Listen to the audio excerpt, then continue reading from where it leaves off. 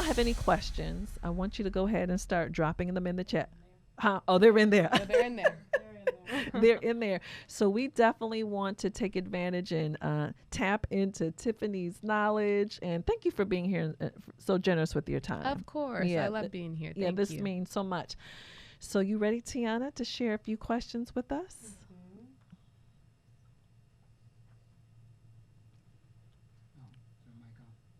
Yep. All right. Thank you guys for dropping in.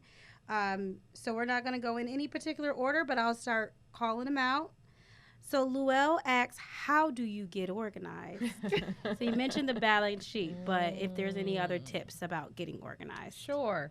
I'm happy to share it with Janai. I kind of have this treasure map written out as it's literally just a sheet of paper that says, here are the assets I own. Here are some of the more amorphous assets that you might not even think about are assets. For example, digital assets, your Facebook, your online photos, things like that, that you might not even think about, but you actually want someone to get those at some point. So I've got kind of this treasure map that I'm happy to share that we can upload so you all can see it, in addition to putting together the balance sheet of the more typical assets like real estate, like checking account, 401k, life insurance, things like that. So giving you more of a roadmap. And then also, if you work with an attorney, most attorneys have kind of a questionnaire that can help bring out some of those organizational tips for you as well. Yeah.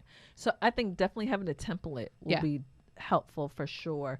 Now, what about in the first Insecure clip, the mother mentioned her linens? Yes. Like, I'm like, do we have to be that specific? No. Okay, good. I'm like, ooh, that feels a little overwhelming. Yeah, so you're talking about mostly the big stuff. The big stuff. But I don't want to denigrate the little things because, surprisingly, when someone passes away, that's what people go for. And that's what people fight over, That's what people fight over. Right. So I don't want to just say, no, it's not important.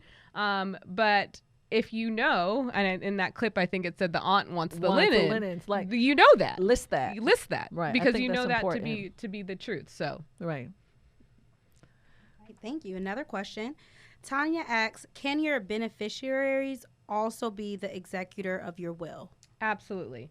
The executor, I just want to make sure that they are of appropriate age, that they can actually handle the job, but the beneficiary could also be the executor. Absolutely. Awesome. Tiara asks, what if you sell one of your assets? What is the process to change your will or estate plan? That's a very good question. It depends, again, on what the asset is, but most wills, if they're properly drafted, will have provisions as to what happens if the asset doesn't exist anymore on the time of your death. So let's say, for example, the linens again. So we say linens to aunt. If the linens aren't there, there will be another provision that says if they're not there, then the aunt gets $50 for new linens, or she just gets nothing. So it will be in your will what happens if the asset is not there. And the legal term for that is abatement. So if you hear that word, that's what that means. Awesome. Kelly asks, my husband and I have met with an attorney and he is dragging his feet to actually set up the will. I need some advice on how to proceed.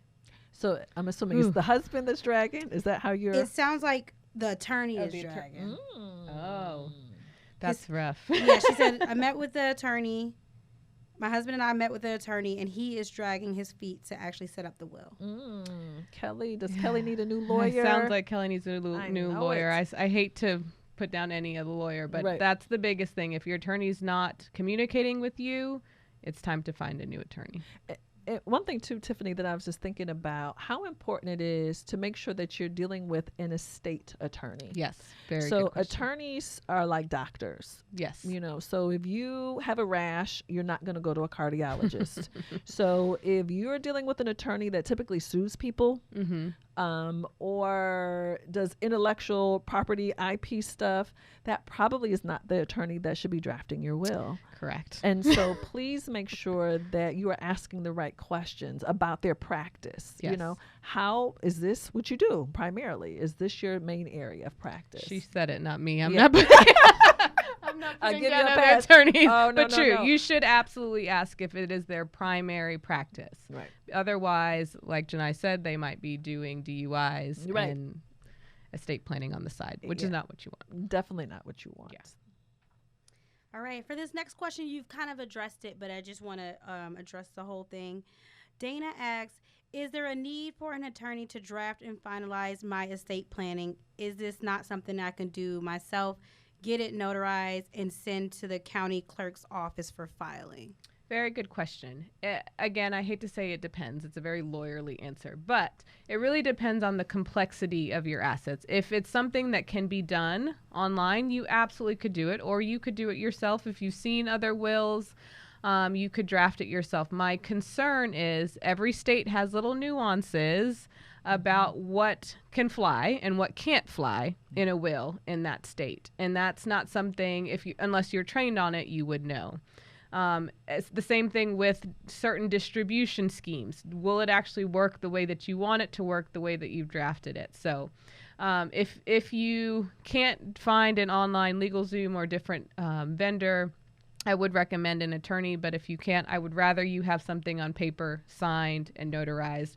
It absolutely is legal if you take a napkin and write something down and get it signed and notarized. So that's perfectly fine. Tiana, 1 second. One thing I'm thinking about when you talk about sign and notarize, then what do we do with it? Yes, very good question. You can file it with the clerk. That is not required. I don't typically do that because I have so many clients that'll come back and change it. Right. So you don't want to just have it filed and then you have to go get it back from the court. And the next thing you know, they don't know which one's the newest one and it's just a mess. So normally I will keep our clients' documents in our firm safe. Or if you're not working with an attorney, if you just have a safety deposit box or a fireproof safe at your home, you can put the documents in there. What I would not recommend is if you have a healthcare power of attorney or a financial power of attorney, those are documents that you might need in an emergency. Do not put those in a safety deposit box because then they cannot be reached in an emergency by someone who's not you, or if it's the middle of the night, you can't get into it. So those documents, I recommend the original stay in a fireproof safe in your home or with your other important documents in your home. And please make sure whoever's in charge knows where they are. Absolutely. That's the key too. Yeah. Your executor needs to be able to get their hands on them immediately and get to work. Yeah. And even if you don't want them to have the document ahead of time, they at least need to know where the document is. Exactly. Okay. What else you have, Tiana? Next question. SC asks, if you're married and you own a home that's only in one spouse's name, should it be written in the will/trust that the surviving spouse gets the house, or will it automatically go to them? How should that be handled? Very good question. If you want your spouse to get your home, yes, you should put it in your will that that's where you want it to go. Otherwise, as we said, if you do not have a will, the state is going to come into play and tell you where your assets should go.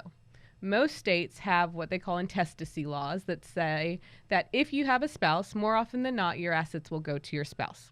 If you have a spouse and children, then it changes a bit. More often than not, states will say a portion of your assets will go to your spouse and the rest will go to your children.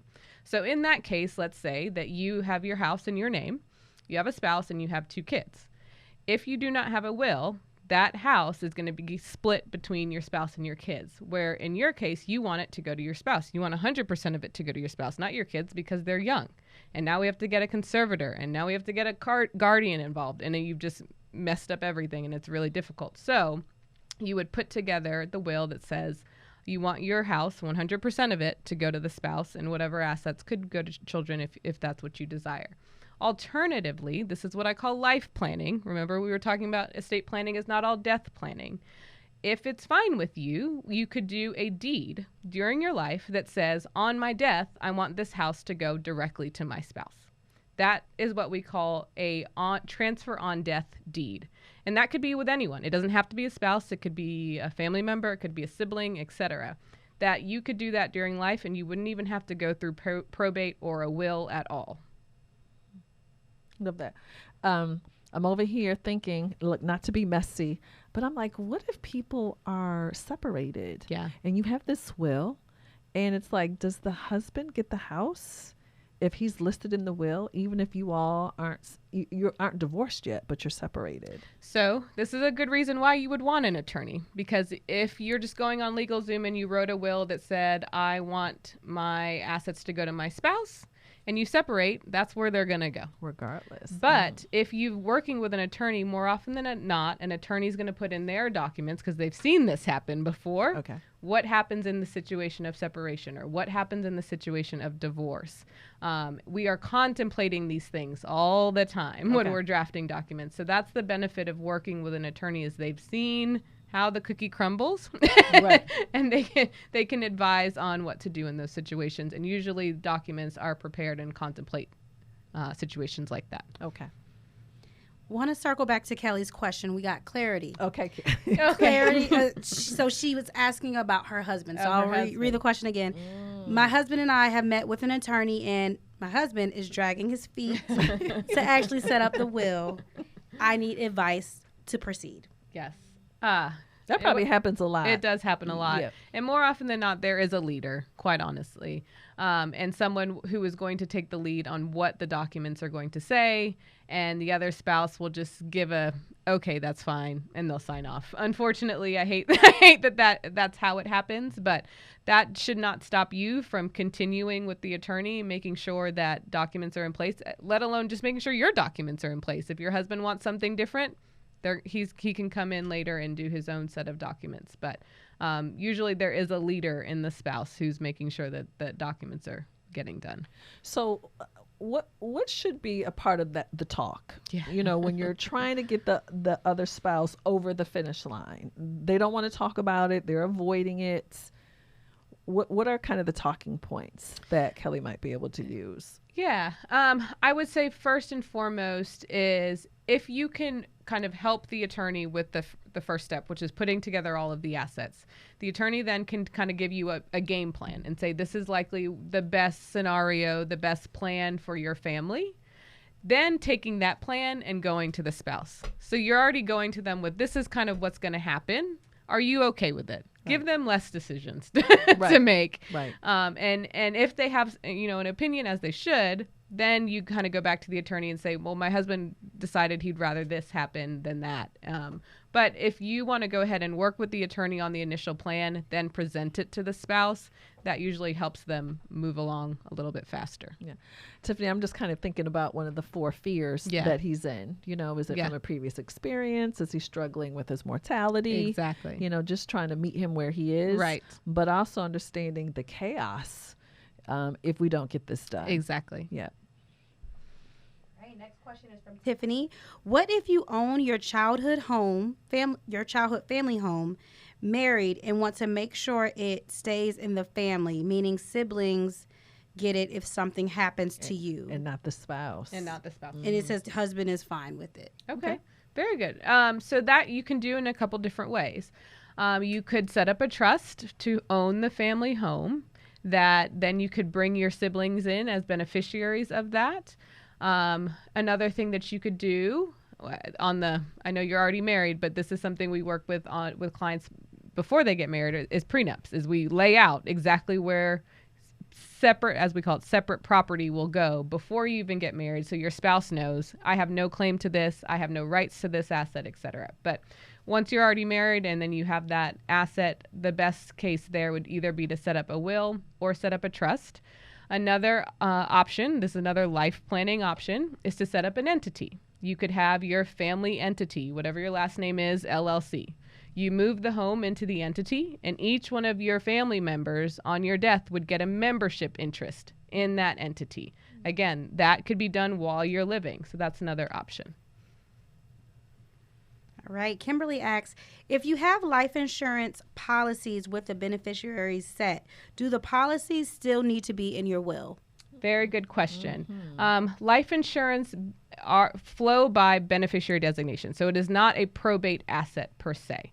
But what I see more often than not are clients will name their minor children as beneficiaries. I was ask you to talk about that. Yes. They will name minor children as beneficiaries of life insurance policies. That is a horrible, horrible choice, because the last thing you want is your minor children getting huge sums of money, because then you, again, have to involve a guardian. You have to involve a conservator. You have to get UTMA accounts, things like that. So in those cases, if you have minor children, we might suggest setting up a trust for the kids and naming the trust as a beneficiary of the life insurance proceeds and policies, and naming the trust as the beneficiary. So that's a possibility as well.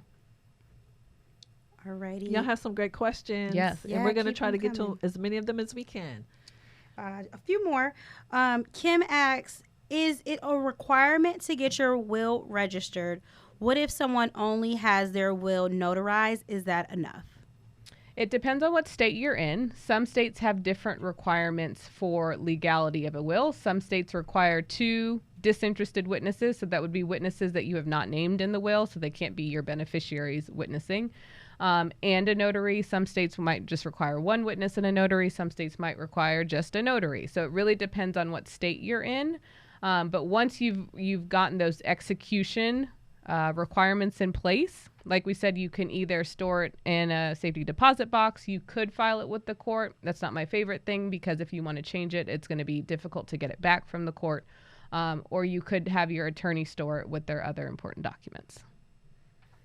All right. Rena asks, should you choose an alternate executor? Absolutely.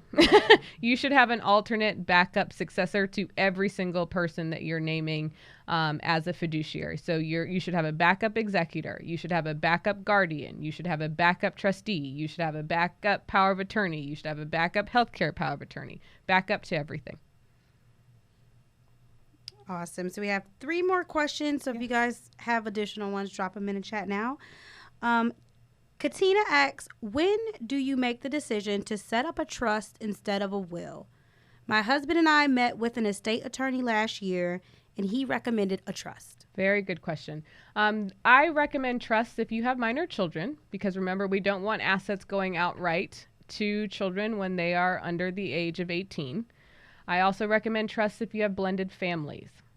We want to make sure that... Explain why, though. Sure. Mm-hmm. So let's say you pass away and your spouse has their own children. You would want to make sure that if all of your assets went outright to your spouse, that your children got something as well, or if you have children, assuming that your children get assets as well on the death of your surviving spouse. So that's a way to keep assets in trust for the benefit of your spouse while they're living. But when they die, we want to make sure that their assets just don't go directly to their own bloodline descendants, but we are also involving the entire family in there. I also recommend trusts for special needs situations. If you've got children with special needs, and we need to protect assets in order for the children to continue to get governmental benefits, that's another reason why I would recommend trusts. I would recommend trusts even if you have adult children. So if you've got adult children who still are not financially savvy enough to receive large sums of money outright, you might want to put assets in trust there. If you are very specific about how you want assets to be spent and used, that's when you want to put a trust in place as well, because instead of the child or beneficiary just receiving a check, you want to make sure that they have assets for school. You want to make sure that they have assets to get married. You want to make sure that there's money for them to buy a house and have a down payment on a house. Those are all reasons for trusts. So do I hear you saying that you can have the trust and not have the will, or you need to have both? More often than not, you will have both. Okay. But there are some situations where you might not need a will if you just have a trust. If you have a trust and you've moved all of your assets to it, then there might not be a reason for a will. Remember, the will is the catch-all for all other assets that you might have on your death that are still in your name. Okay. So if you're really good and diligent about titling all of your assets in your trust, your will might kind of be moot. So obviously that means you must not have minor children or other provisions that you need to address. Correct. Sheba asks, do you suggest using an attorney that resides in your state, or does it matter? Yes, very good question, Sheba. Absolutely. Your attorney should know your state's laws. So they might not necessarily have to reside in your same state, but they need to be barred in the state in which you reside. So, for example, I am also barred in Florida and Georgia. I live in Georgia, but I have a lot of clients that live in Florida. Because I am barred in Florida, I know Florida's trust and estate laws. Mm-hmm. Farah asks, if you are single with children and own a home, should you add someone to the deed? Can you ask that question again? If you are single with children and own a home, should you add someone to the deed? It depends. You could add someone to the deed. Again, remembering how you title the deed is how the house is going to flow. So, for example, there are different types of deeds. There are deeds where you have tenants in common, which means that you own 50% and the other person owns 50%. There's a deed that's transferable on death, which means that the second person only gets it when you die. Right. There's another deed for married couples called tenancy by the entirety. It really depends on what the purpose is for you adding another person to the deed and making sure that you're titling it for that particular purpose. All right. Courtney asks, should the same attorney that assists with the will, does the same attorney that assists with the will also help with the trust? More often than not, yes, because those documents are working hand in hand. All right. Georgia asks, what if you live in the U.S. as a permanent resident, but you are not a citizen and don't have family here? Will your will honor ensuring overseas beneficiaries are contacted? Interesting. Very good question. Yes, you can have a U.S. will to administer U.S. assets. So if you have assets in Canada, you will need a Canadian will to administer Canada assets. More often than not, what we do in situations like that is we will work with the other country's attorney. So if you've got a Canadian attorney drafting your Canadian will, we will talk to make sure that the U.S. will and the Canadian will jibe together and that they work together. There are a lot of tax treaties on how those things work together as well. And more often than not, the attorneys are talking together in those instances. But the U.S. will can only govern U.S. assets. If you have assets in another state, or not another state, another country, you will need another country's document, whether it's a will or a trust, depending on those countries' laws. Now, if you have beneficiaries in another country and all you have is U.S. assets, your executor can still distribute those assets to the out of the country beneficiaries without another will or trust. And so let's talk about people who have assets in another state. So you live in Atlanta, Yes. but you own land in Tennessee or New York. What difference does that make? It doesn't make a difference in how you are distributing your assets. Where it makes a difference is if you own real property in another state. So many states require that real property be probated in the state. Where it is physically located. Okay. So how we get around that and how we get around you having multiple probates is moving those properties either to an entity or to a trust so that it's not in your name when you die, it's in the name of an entity, and then you don't have to have multiple probates. Okay. Good to know. Y'all have great questions. They're really good questions. This is an interesting one. Okay. Navika asks, do you need a guardian for pets? Oh, I love this question. I'm thinking about one client in particular who has a whole gaggle of pets, and we have a lot of documents for every single one of her pets. Get out. Yes. So this is another state law question, but Georgia does allow pet trusts, does allow pet documents. So if you wanted to name your pet as a beneficiary of his or her own trust, you absolutely can do that in our state, and there are many states that allow that too. You can also make a provision in your will, no matter what state you're in, to give the pet to a certain person. Usually that's followed with a certain set of money to make sure that they're cared for, they've got food, etc. But pet trusts are a thing. They are allowable in some states, Georgia being one of them. Yes. Great question. Very good I question. know it. All right, a few more. SC asks, can you include language about separation or divorce in a transfer on death deed, or is a will needed for that? No, you cannot include language about separation or didn't think you divorce could. in a transfer on death deed. It's a very good question. So if you do a survivorship deed with someone and then you divorce from them, you've got to remember to update that deed right do away. a new deed. Make sure it's in your divorce papers that your ex-spouse is going to agree to that. So that's a very, very good question. But more often than not, the separation or divorce language is going to be in your will.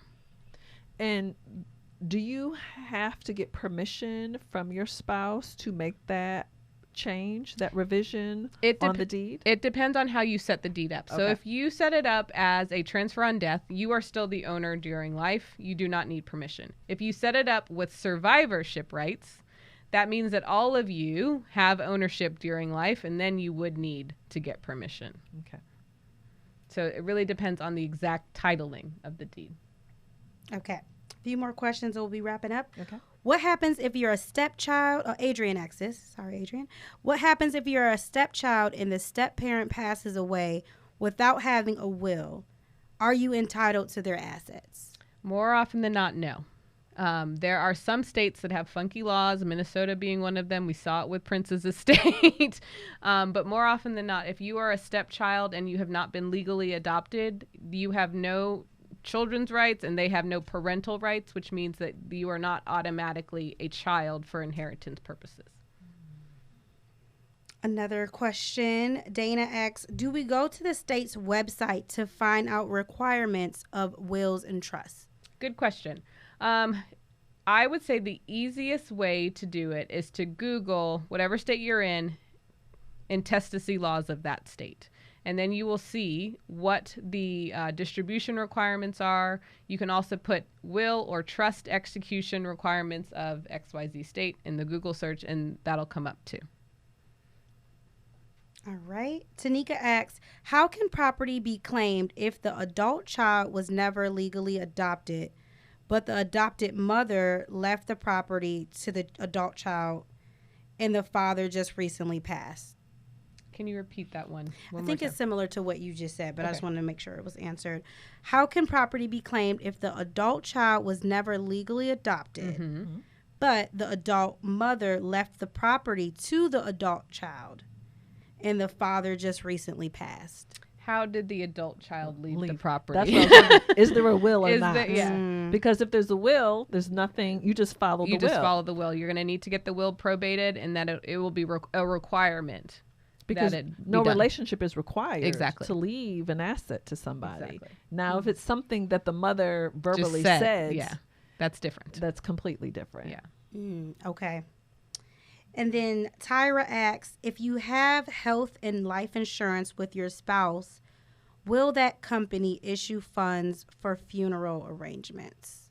Oh, very good question. I am not sure. I've never seen that be done before. So I'm not exactly 100% sure, but I have not seen that be done. Only thing I know on the life insurance side, if you are the beneficiary, when you go to the funeral home, you can give the funeral home the authority to interact directly with the life insurance company, and they can pay them directly.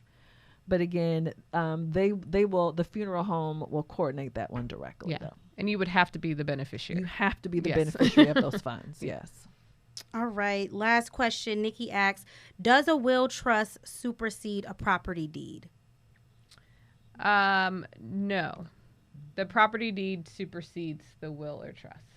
So if you just have a property deed in your name, then your will is going to come in and administer that. If you have a property deed that has survivorship language or transfer on death, that's other what's, names on it, yeah, right? that's what's going to be followed. Okay. Well, perfect. Well, thank you all. You all had some amazing Yes. questions. Thank you, Tiffany. Thank you. Thank you. This was really good. I always learn something when I'm with is you. always fun. I know. And So if you're looking for a conversation starter with your family, this might be the recording that will help you do it. Please don't forget about the healthcare power of attorney and general power of attorney session that we did with Tiffany last August. That is in the community now with the appropriate form. So you can certainly take advantage of that. And I'm sorry. Social media. Oh, can you please share your social media? Sure. It's Tiffany, Tiffany .McKenzie, my last name, McKenzie. And That's Instagram. I follow Tiffany on social media, and she is posting some very helpful legal information, estate information. So please definitely follow her and engage with her. So thank you again for being generous Thank with you. your time. Thank you. Thank you all for tuning in this evening and being engaged and asking some amazing questions and taking advantage of the resources within the Thank Me Later community. Like I said, I was being funny, but I wasn't being funny. The majority of us cannot afford Tiffany. But it is really an honor and a privilege to be able to have access to you. Yes. So we appreciate that awesome. so much. So again, thank you all for tuning in with us. Look for additional programming. For the rest of this month in February, we have some great things coming up. And again, thank you for engaging with us. Have an amazing evening. Thank you. Good evening. Have a good one. Good night, everybody.